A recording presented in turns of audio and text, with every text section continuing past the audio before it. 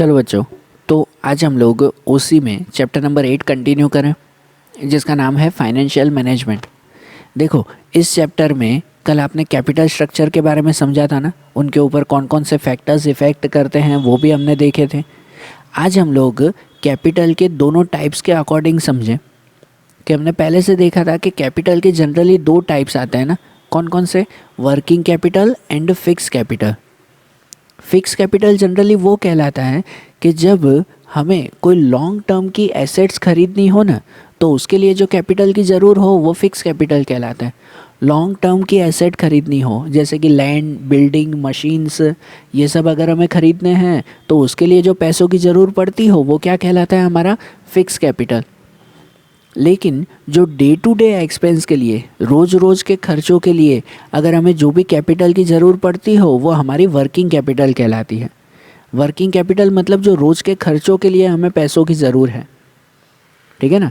Working capital है ना, generally समझो हमारे जो करंट एसेट्स होते हैं ना, उनके लिए हमें उन पैसों की ज़रूर पड़ती है। जैसे कि रॉ मटेरियल, डेप्टर्स हैं, बिल रिसीवेबल्स हैं, तो इनका हिसाब किताब करने के लिए, इनके ऊपर खर्चे करने के लिए जो भी हमें पैसों की ज़रूरत पड़ती हो वो हमारा वर्किंग कैपिटल। और जो रोज़ रोज़ के खर्चे होते हैं कि जैसे भाई वर्कर्स के लिए जो है वो कुछ नाश्ता पानी करवाना, कोई अगर बाहर से कोई क्या कहते हैं कोई नया क्लाइंट आता हो, बिज़नेस के लिए कोई नया क्लाइंट आता हो तो उन्हें कुछ खाना पीना करवाना। रोज़ के ऐसे छोटे मोटे खर्चे होते ही हैं कि कुछ बिज़नेस में कुछ ख़राब हो गया उसको रिपेयर करवाना, हर महीने लाइट बिल देना, ठीक है। तो ऐसे जो रेगुलर एक्सपेंसेस हैं ना, उनके लिए जो कैपिटल की ज़रूरत पड़ती है वो हमारा वर्किंग कैपिटल कहलाता है। वर्किंग कैपिटल ही बिज़नेस में कंटिन्यूसली सर्कुलेट होता रहता है, कंटिन्यूसली वो सर्कुलेट होता रहता है, और इसी वजह से कहते हैं कि वर्किंग कैपिटल वो बिज़नेस का लाइफ ब्लड है, ठीक है ना। लाइफ ब्लड के जैसे ब्लड सर्कुलेशन हमारी बॉडी में ज़रूरी है, वैसे ही ये वर्किंग कैपिटल का सर्कुलेशन भी हमारे बिज़नेस में ज़रूरी है। उसके बिना बिज़नेस की ग्रोथ पॉसिबल नहीं है, बराबर। तो आज हम लोग सबसे पहले इस वर्किंग कैपिटल के बारे में समझें, ठीक है। तो वर्किंग कैपिटल के कॉन्सेप्ट में भी समझो, उस वर्किंग कैपिटल को हम दो पार्ट में डिवाइड कर सकते हैं। वर्किंग कैपिटल को अगर काउंट करना हो कि हमारे बिज़नेस की वर्किंग कैपिटल कितनी है, तो उसको दो पार्ट में डिवाइड कर सकते हैं। जो एक आता है ग्रॉस वर्किंग कैपिटल और दूसरा आता है नेट वर्किंग कैपिटल, बराबर। Gross working capital and net working capital. तो ग्रॉस वर्किंग कैपिटल किसे कहते हैं? ग्रॉस वर्किंग कैपिटल मतलब कि हमारे बिज़नेस में टोटल जितनी भी करंट एसेट्स है ना, टोटल जितनी भी करंट एसेट्स आई हुई हैं, तो उनकी वैल्यू निकालना, तो वो समझो हमारी ग्रॉस वर्किंग कैपिटल कहलाई। हमारे बिज़नेस में जितनी भी करंट एसेट्स है उसकी टोटल वैल्यू अगर आप लोग निकाल दो ना, तो वो हमारी ग्रॉस वर्किंग कैपिटल कहलाती है। यही कहते हैं ना, gross working capital equal to total current assets. Current assets में सब चीज़ें आ गई ना, जैसे कि हमारा रॉ मटेरियल, फिनिश गुड्स मतलब हमारा स्टॉक, डेप्टर्स, बिल रिसीवेबल, जो शॉर्ट टर्म सिक्योरिटीज़, कैश और बैंक बैलेंस, ये सभी चीज़ें हमारे किस में आती है? करंट एसेट्स में आती है। तो टोटल करंट एसेट्स काउंट कर लो, उसकी पूरी वैल्यू कहलाती है ग्रॉस वर्किंग कैपिटल। और नेट वर्किंग कैपिटल क्या कहलाती है? नेट वर्किंग मतलब परफेक्ट वर्किंग कैपिटल कितनी है, तो उसमें हमारे बिज़नेस की टोटल जितनी भी करंट एसेट्स हैं उसमें से करंट लायबिलिटीज़ को माइनस कर दो, तो वो हमारी नेट वर्किंग कैपिटल कहलाती है। करंट एसेट्स में से करंट कैपिटल को करंट लायबिलिटीज़ को माइनस कर दो।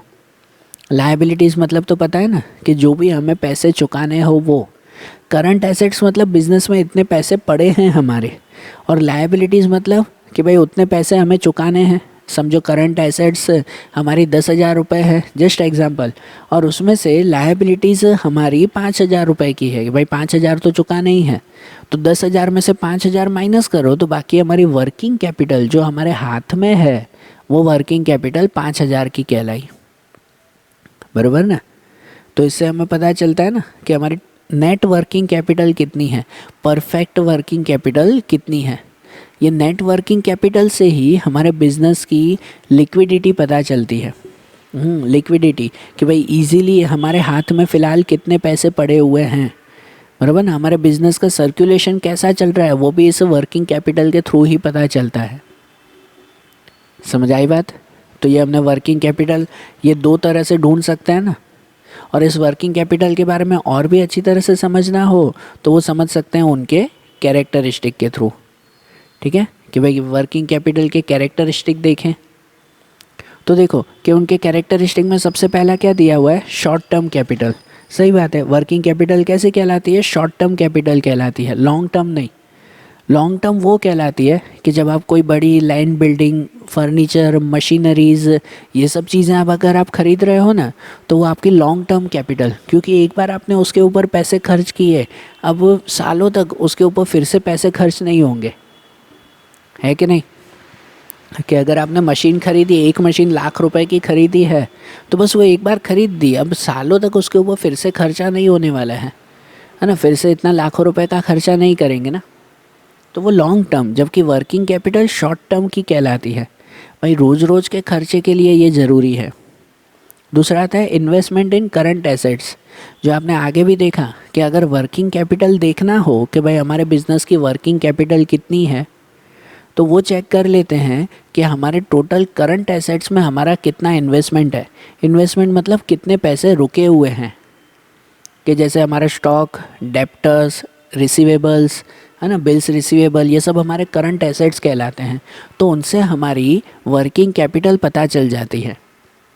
कि सपोज़ हमारा स्टॉक है, ठीक है, 10,000 का स्टॉक पड़ा हुआ है, तो मतलब ये हमारी वर्किंग कैपिटल हुई ना, कि कभी भी मैं 10,000 का स्टॉक बेचकर अपने पैसे निकाल सकता हूँ, है कि नहीं, मुझे पैसे मिल सकते हैं। डेप्टर्स और बिल रिसीवेबल ये दोनों वही कि जिनसे हमें पैसे लेने हैं। समझो डेप्टर और बिल रिसीवेबल मिलाकर भी 25,000 के हैं, तो ये मेरी वर्किंग कैपिटल कहलाई कि हाँ मेरे 25,000 वहाँ पड़े हैं जो मैं कभी भी उनसे लेकर और अपने बिजनेस में यूज़ कर सकता हूँ।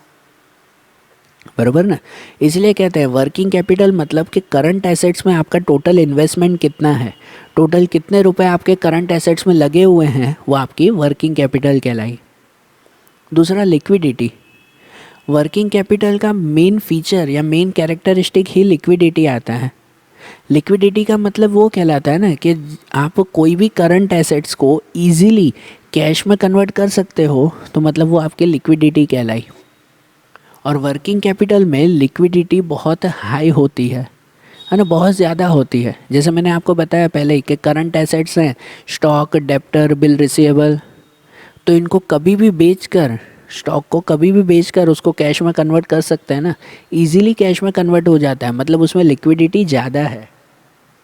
अगर आप फिक्स कैपिटल की बात करोगे ना, जस्ट एग्जांपल, अगर फिक्स कैपिटल मतलब कोई लॉन्ग टर्म कैपिटल जैसे लैंड बिल्डिंग, मशीनरी, तो लाखों रुपए की मशीन है, उसको ऑन द स्पॉट कभी भी बेचकर लाखों रुपए कैश में नहीं ला सकते, नहीं ला सकते ना, ऑन द स्पॉट उसे बेचना पॉसिबल नहीं है। मतलब कि उसमें लिक्विडिटी होती नहीं है या बहुत ही कम लिक्विडिटी होती है उसमें, जबकि वर्किंग कैपिटल में लिक्विडिटी बहुत ज़्यादा होती है। बराबर ना। दूसरा आता है लेस रिस्क।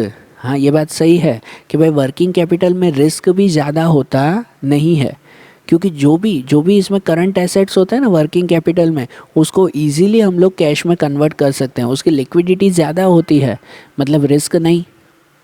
जबकि जो बड़े लैंड बिल्डिंग, मशीनरी, इनमें रिस्क ज़्यादा होता है कि भाई मैंने जो लैंड बिल्डिंग है, कोई अगर ज़मीन है 10 लाख की खरीदी, तो ज़रूरी थोड़ी है फ्यूचर में वो 10 लाख पूरे मिलेंगे। हो सकता है वैल्यू डाउन हो जाए और मुझे 8 लाख मिले, तो मतलब 2 लाख का तो मेरा रिस्क हो गया ना, नुकसान हो गया ना उसमें। बराबर ना। तो फिक्स कैपिटल में ना रिस्क ज़्यादा होता है, जबकि वर्किंग कैपिटल में रिस्क होता नहीं है। दूसरा चेंजिंग फॉर्म। हाँ, वर्किंग कैपिटल भी इजीली जो है वो चेंज होता रहता है, उसको इजीली एक से दूसरे में चेंज कर सकते हैं। जैसे देखो कि रॉ मटेरियल वो हमारा वर्किंग कैपिटल है, मतलब करंट एसेट्स कहलाया ना। अब रॉ मटेरियल में से मैंने फिनिश गुड्स बनाए, तो वो भी मेरा वर्किंग कैपिटल ही कहलाता है, वो भी करंट एसेट्स ही हुआ है एक तरह से। फिर वो गुड्स मैंने किसी और को बेच दिए, तो वो सामने वाला अब मेरा डेप्टर कहलाया। मैंने जिसको बेचा वो क्या कहलाया, मेरा डेप्टर कहलाया। तो वो डेप्टर भी मेरी वर्किंग कैपिटल ही है। बराबर ना। या उस डेप्टर में से कन्वर्ट हुआ कैश में, उसने मुझे पैसे दे दिए, वो मेरा कैश, तो वो कैश भी मेरी वर्किंग कैपिटल ही कहलाया। बराबर। तो वर्किंग कैपिटल ऐसा है जिसका फॉर्म कंटिन्यूसली, मतलब उसका टाइप, उसका नेचर कंटिन्यूसली चेंज हो सकता है। कि आप कोई भी करंट एसेट्स गिन लो जिसको एक से दूसरे में कन्वर्ट कर सकते हो, वो सभी आपकी वर्किंग कैपिटल कहलाई, बराबर। यहाँ दूसरा आता है to pay day to day expenses. Working capital का ऑलमोस्ट यूज़ कहाँ पर होता है? तो डे टू डे एक्सपेंसेस, रोज़ रोज़ के खर्चे पूरे करने के लिए, ठीक है ना। आपके रोज़ के जो भी खर्चे हो, जो मैंने बताया ना, कुछ चीज़ें ख़राब हो जाए तो उसको रिपेयर करना, या रोज़ के जो है वो चाय पानी का खर्चा होता ही है, बिल्कुल होता है। रोज़ के जो है वो चाय पानी नाश्ते का खर्चा होता है बिज़नेस में, ठीक है। तो ऐसे छोटे मोटे जो भी खर्चे होते रहते हो ना, तो उनको पूरे करने के लिए वर्किंग कैपिटल की ज़रूरत पड़ती है। यहाँ दूसरा आता है नो डेप्रिशिएशन। ये भी वर्किंग कैपिटल की स्पेशलिटी है।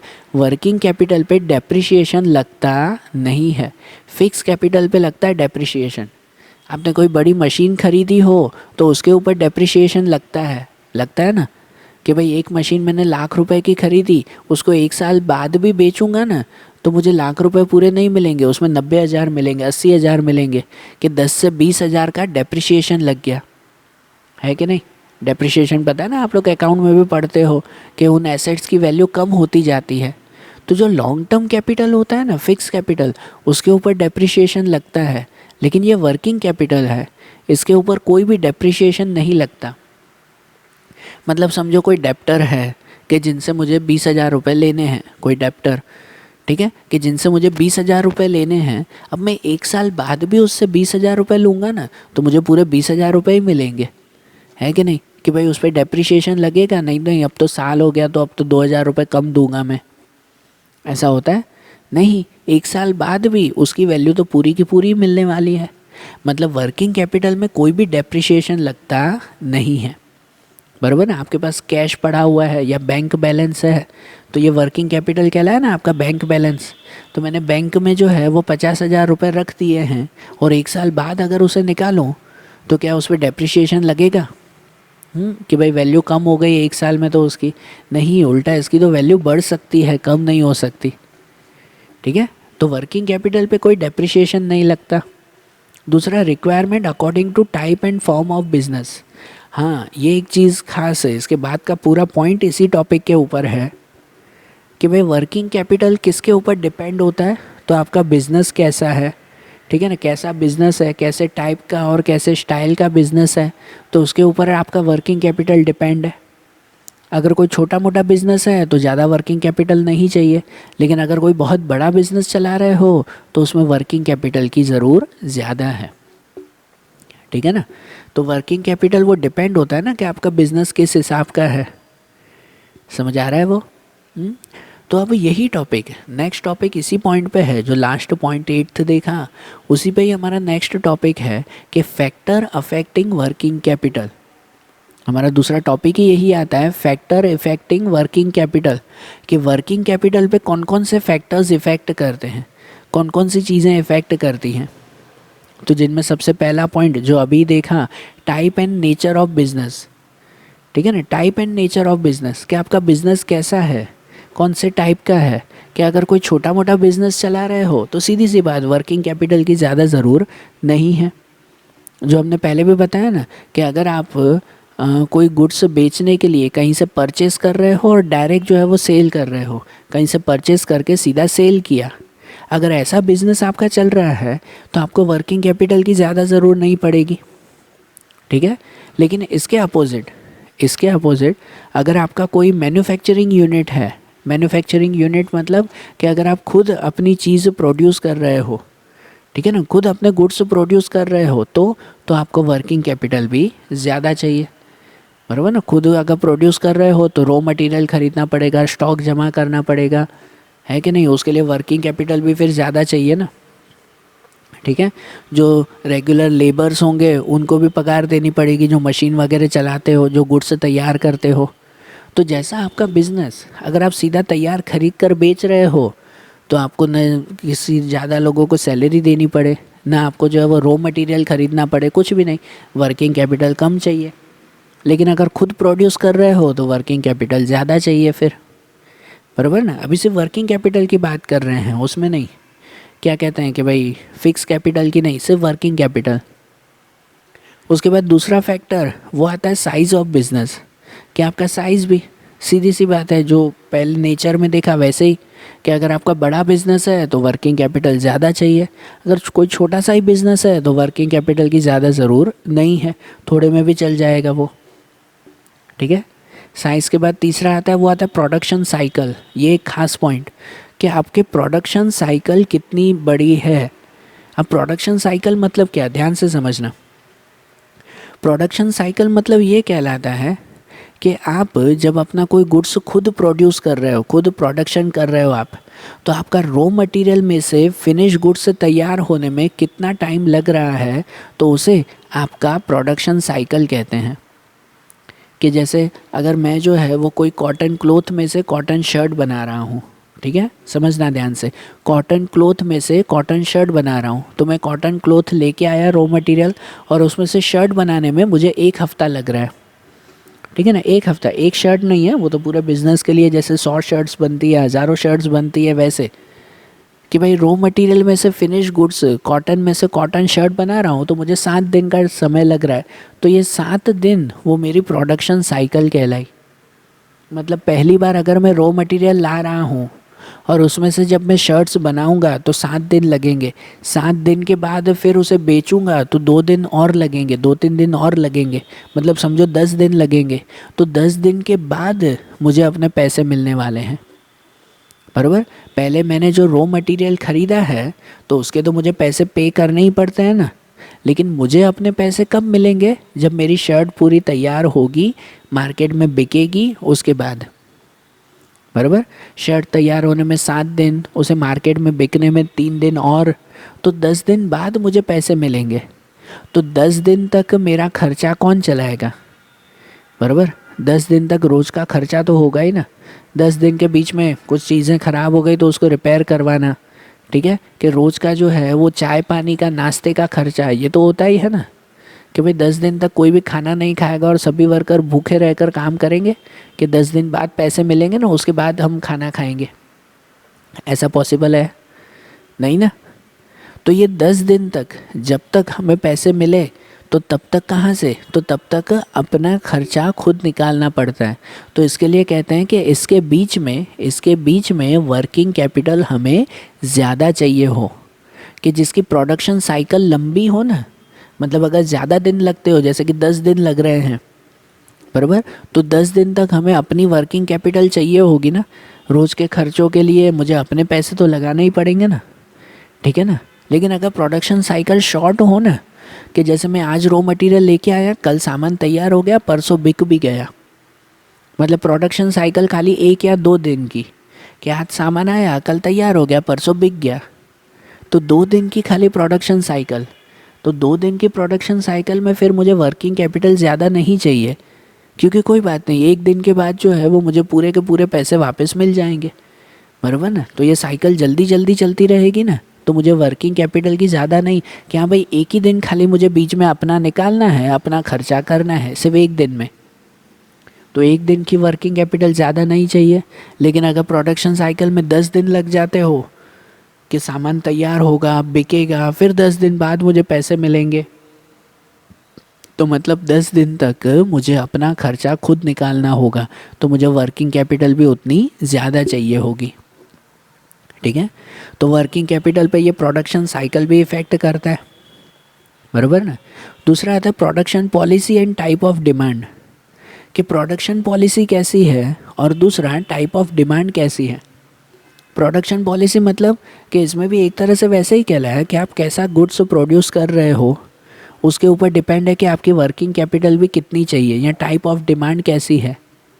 कि अगर सपोज़ आप कोई सीजनल बिज़नेस करते हो, सीजनल बिज़नेस, सपोज़ जैसे अभी उत्तरायण आ रही है, तो अगर आपका बिज़नेस सिर्फ़ और सिर्फ डोरी और पतंग बनाने का है, तो सीजनल मतलब आपका जनवरी मंथ में अच्छा खासा बिज़नेस चलेगा, दिसंबर का एंड और जनवरी मंथ, इसमें आपका बिज़नेस अच्छा चलेगा। लेकिन बाकी का पूरा साल तो हमें बैठे रहना पड़ेगा ना, और बाकी के पूरे साल में खर्चा कौन भरेगा, लाइट बिल भरना पड़ता है, रेंट भरना पड़ता है, या कोई वर्कर हो तो उन्हें सैलरी देनी पड़ती है, वो पूरा साल चलाना पड़ता है कि नहीं। तो पूरा साल वो कामकाज फिर कैसे होगा, तो मतलब उसके लिए हमें वर्किंग कैपिटल बहुत ज़्यादा चाहिए ना, वर्किंग कैपिटल ज़्यादा, क्योंकि बिज़नेस 1 महीना चलेगा, 2 महीना चलेगा, बाकी के पूरे 10 महीने हमें खुद के पैसे लगाकर वो खर्चा पूरा करना पड़ेगा। तो ऐसे बिज़नेस के लिए वर्किंग कैपिटल की ज़रूर ज़्यादा पड़ती है, बराबर ना। कि जैसे कोई क्रैकर्स का बिज़नेस होता है, ठीक है, किसी की फटाकों की दुकान हो, तो मतलब जनरली कोई दिवाली का टाइमिंग हो, कोई शादी का टाइमिंग हो, तो उस वक्त क्रैकर्स ज़्यादा बिकते हैं, बराबर, 2 3 4 महीने। और बाकी के महीने, तो बाकी के 6 से 8 महीने तो उन्हें अपना खर्चा तो खुद उठाना पड़ता है ना, बराबर ना। तो उस वक्त उन्हें वर्किंग कैपिटल की ज़रूर ज़्यादा पड़ती है वो, ठीक है। या तो जिसका सीजनल बिजनेस ना हो, जिसका रेगुलर बिजनेस हो, कि जैसे कोई पता है वो डेयरी का बिजनेस होता है, कोई ग्रोसरी शॉप जो किराने की दुकान होती है, तो ऐसी जगह पर है ना वर्किंग कैपिटल की ज़्यादा ज़रूर पड़ती नहीं है, क्योंकि उनका डेली बिजनेस है, रोज़ सामान आया रोज़ बिक गया, रोज़ आया रोज़ बिक गया, तो पैसे उनके हाथ में ही रहते हैं, सर्कुलेशन अच्छा रहता है, तो वर्किंग कैपिटल की ज़्यादा ज़रूर पड़ती नहीं है, बराबर। उसके बाद दूसरा आता है stock pile of raw material. Stock pile of raw material मतलब कि आपके रॉ मटेरियल की क्वांटिटी कितनी है, बराबर ना, क्वांटिटी कितनी है। या तो फिर समझो कि भाई आपका रॉ मटेरियल जो है वो किस हिसाब से मिल रहा है, तो वो भी आपकी वर्किंग कैपिटल पे इफ़ेक्ट करता है। अब समझो किसी किसी का बिज़नेस ऐसा है कि जो भले बिज़नेस पूरा साल चलता हो, लेकिन उसका जो रॉ मटेरियल है ना, वो रॉ मटेरियल पर्टिकुलर सीज़न में ही मिलता हो। अब जस्ट एग्जांपल कि भाई मेरा जो है वो जगरी का बिज़नेस है, जगरी मतलब गुड़ बनाने का, शुगर बनाने का बिज़नेस, चलो कि मेरा वो बिज़नेस है, और शुगर किस में से बनती है, शुगर कैन में से। और बाय चांस ऐसा हो, आज के टाइम में तो ऐसा नहीं होता, लेकिन अगर बाय चांस ऐसा हो कि हाँ भाई शुगर कैन सिर्फ और सिर्फ समर सीज़न में ही मिलेगी और कोई सीज़न में नहीं, ठीक है, तो अब जो चीनी जो शुगर खाने वाले तो पूरे साल होंगे, वरना बिज़नेस तो मेरा पूरा साल चलेगा, लेकिन वो शुगर बनाने के लिए जो शुगर कैन चाहिए ना, वो सिर्फ और सिर्फ मुझे समर सीज़न में ही मिलेगी।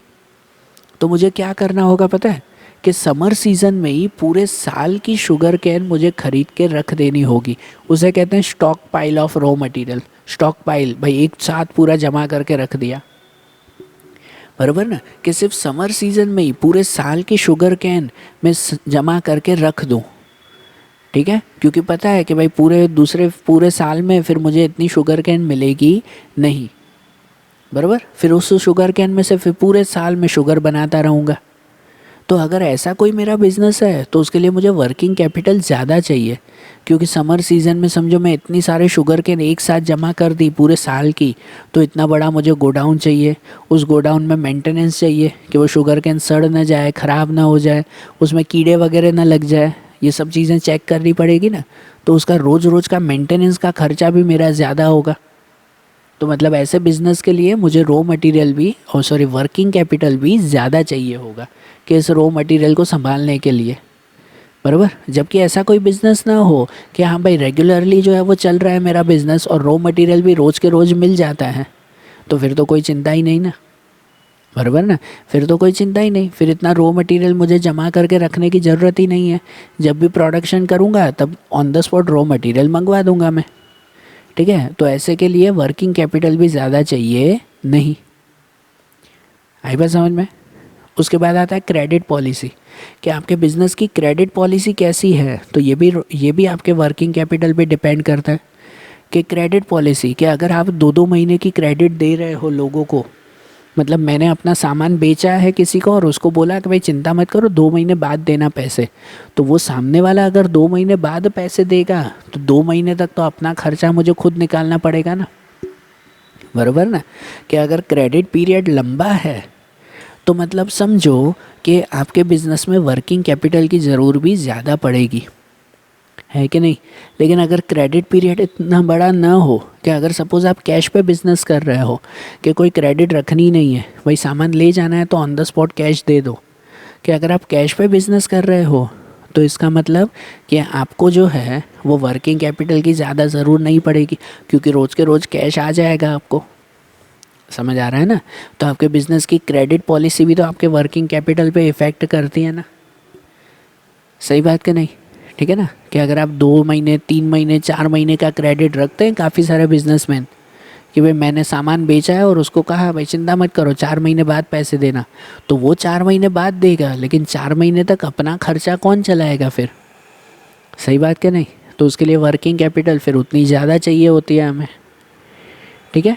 क्रेडिट पॉलिसी के बाद आता है conversion of current assets into cash, जो हमने पहले ही बताया था कि भाई जनरली वर्किंग कैपिटल में लिक्विडिटी अच्छी होती है क्योंकि इजीली करंट एसेट्स को हम लोग कैश में कन्वर्ट कर सकते हैं।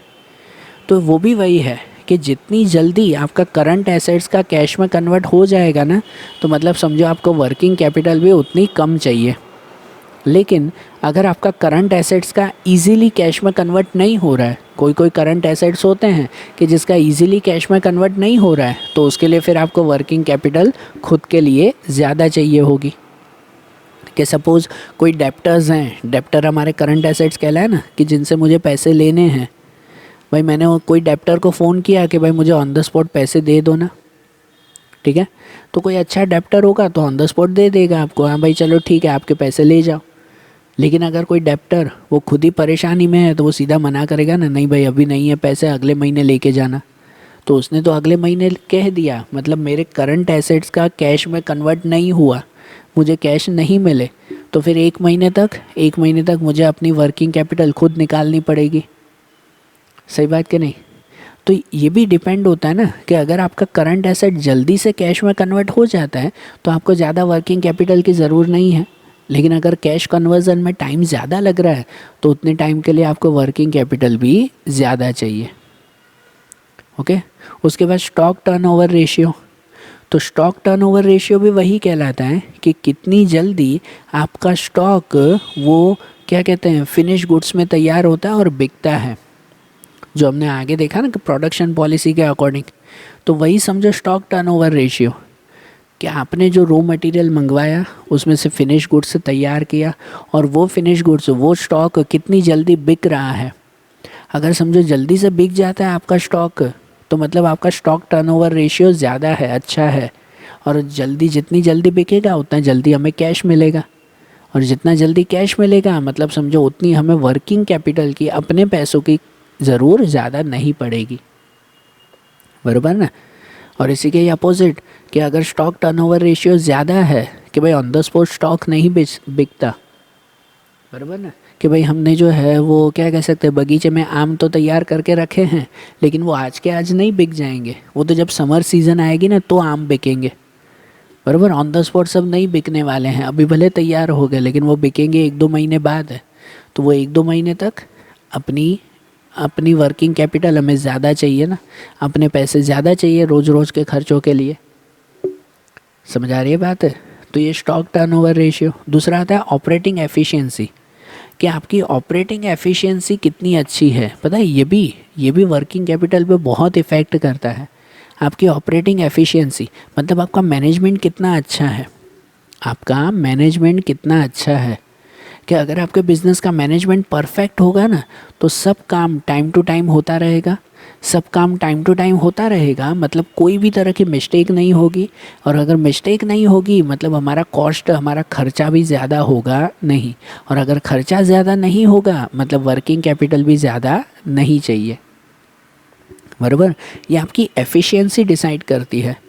लेकिन अगर बाय चांस आपके बिज़नेस में जो है वो ऑपरेटिंग एफिशिएंसी इतनी अच्छी नहीं है, समझो मैनेजमेंट अच्छा नहीं है, हमेशा कुछ ना कुछ मिस्टेक होती रहती है, कभी मशीन ख़राब हो गई, कभी रॉ मटेरियल लेट मिला, कभी वो मिस्टेक हो गई, कभी वर्कर्स हड़ताल पे चले गए, कुछ भी हो जाए, तो अगर रोज़ ऐसी कुछ ना कुछ मिस्टेक होती रहती है अगर आपके बिज़नेस में, तो मतलब समझो उस मिस्टेक को दूर करने के लिए रोज़ खर्चा भी तो करना पड़ेगा ना, बराबर ना। रोज़ रोज़ के खर्चे भी आपके बढ़ जाएंगे, मतलब वर्किंग कैपिटल भी आपको ज़्यादा चाहिए उसमें। अगर आप पहले से ही पूरी प्लानिंग के साथ सब काम कर रहे हो तो आपका काम परफेक्टली स्मूथली होता रहेगा और आपको एक्स्ट्रा वर्किंग कैपिटल की कभी ज़रूर पड़ेगी नहीं। आई बात समझ में? ठीक है ना। एंड दूसरा आता है डिस्ट्रीब्यूशन ऑफ प्रॉफिट, कि आपको जब प्रॉफिट होता है ना बिज़नेस में, जब प्रॉफिट होता है तो उस प्रॉफिट में उसका डिस्ट्रीब्यूशन कैसे कर रहे हो, कि जैसे मुझे अगर प्रॉफिट हुआ तो उस प्रॉफिट में कितना हिस्सा मैं अपने शेयर होल्डर्स को दूंगा, पता है शेयर होल्डर्स को इंटरेस्ट देना पड़ता है ना, कितने हिस्से में से मैं अपने वर्कर्स को थोड़ा सा बोनस दूंगा, कितने प्रॉफिट का कितना हिस्सा मैं अपने पास रखूँगा। ठीक है, ये सब चीज़ें डिसाइड होती है कि अगर आप सभी अपना प्रॉफिट बाहर बाहर बांट दोगे तो खुद के पास कुछ बचेगा नहीं, मतलब आपकी वर्किंग कैपिटल कम हो जाएगी, बराबर ना। और अगर आप लोगों को कम अपने प्रॉफिट में से हिस्सा दे रहे हो, अपने पास प्रॉफिट ज़्यादा रखते हो, तो आपकी वर्किंग कैपिटल ज़्यादा हो जाएगी, बराबर ना। ऐसा ही होता है ना ये।